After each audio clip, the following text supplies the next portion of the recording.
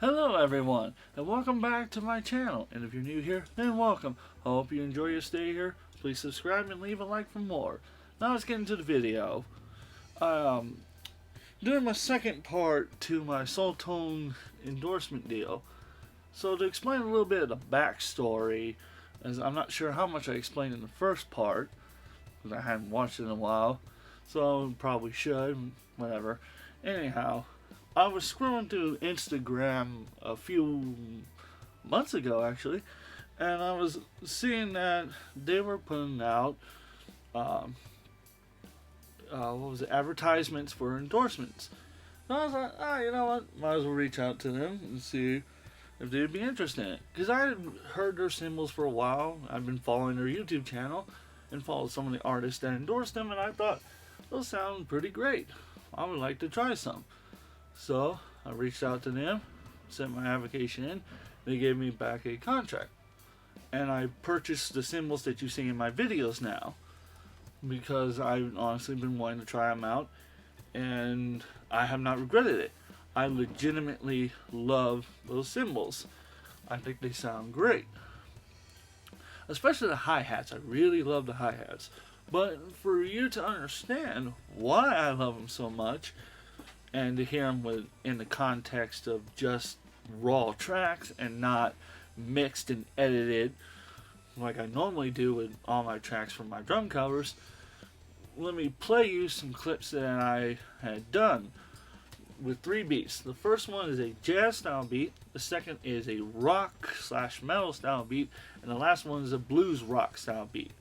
So let's start with the first one, the jazz, and then I'll come back and explain a little bit more.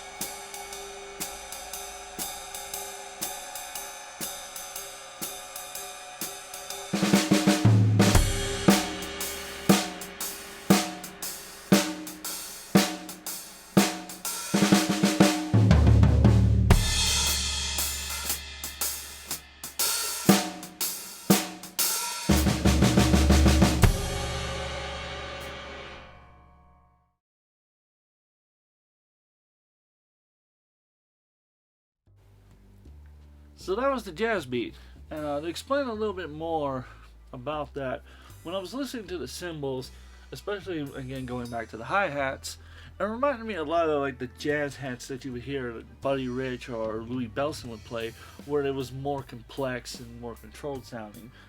And especially because I play a lot of rock music, and I used to use B8 cymbals, they would slosh and just drown almost everything I played, so often I had to have the hat super closed and lightly hit the top, as you would if you've seen any of my videos recently, especially the video, what was it, Whiskey in the Jar by Metallica, their cover of it.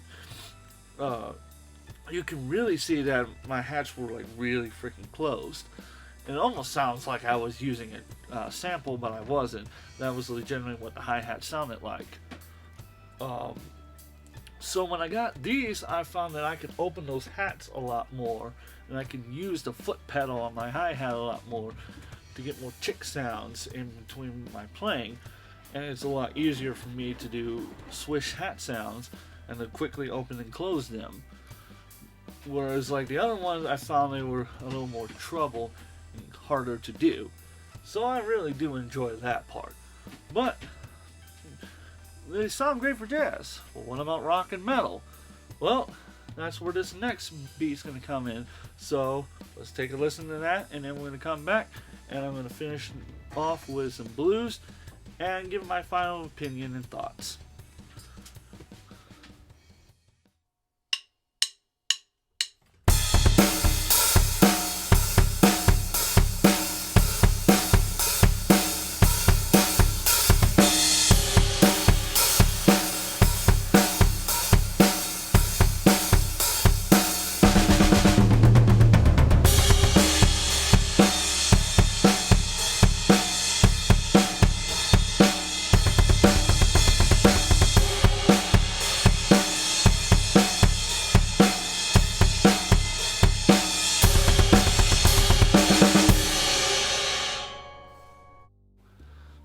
Well, rock and metal, right?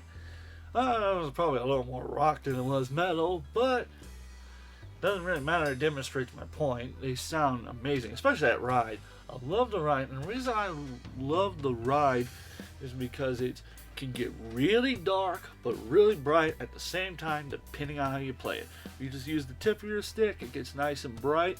If you hit it with the body or the shoulder of the stick, it gets dark real quick, and I love that. And especially what I love about the cymbals in general is their smaller bell. I find it gives me more body on the cymbal to work with, so I'm not worried about hitting the bell as often unintentionally while I'm trying to do patterns or I'm trying to swish on the cymbal.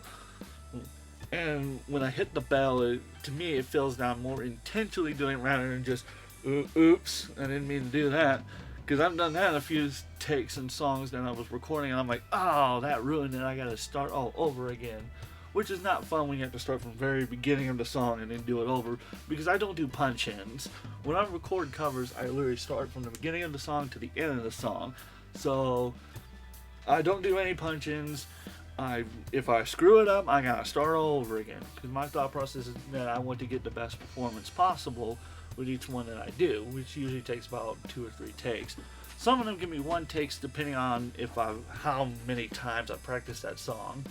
Like if I played it a ton of times, I find that it doesn't take much for me to nail it. But with that being said, let's get back to the cymbals. So when I was reading over what they had as far as cymbals were concerned, the name Abbey really caught my attention because I was like, because I hadn't seen too many videos of them. I've seen mostly like the Explosion series, but I heard the name Abbey. I thought to myself, wouldn't that sound like a great set of cymbals to get? So that was the setup I picked, which is a set of 14-inch hi-hats, a 16-inch crash, and a 20-inch ride, like I said in the first video. And as you could, if you remember in the first video when I was tapping the cymbals, each one of them sounded pretty dark, but they also have a nice bright sound. To me personally, they're some of the best cymbals I've recorded with, and I've worked with some great cymbals from other brands, but personally, in my opinion, Soultone has been the best I've had. The best. I don't see myself playing any other cymbals but Soultone. So, to once again reinforce that, let's go to the blues rock beat, and you will understand what I'm talking about. And I'll come back and give my final thoughts.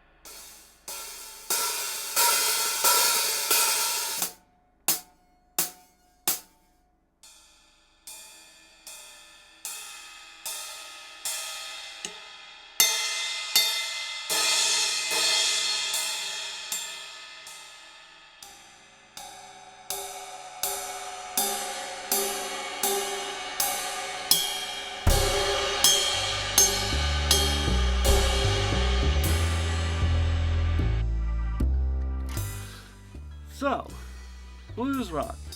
Definitely a fun genre to play from time to time.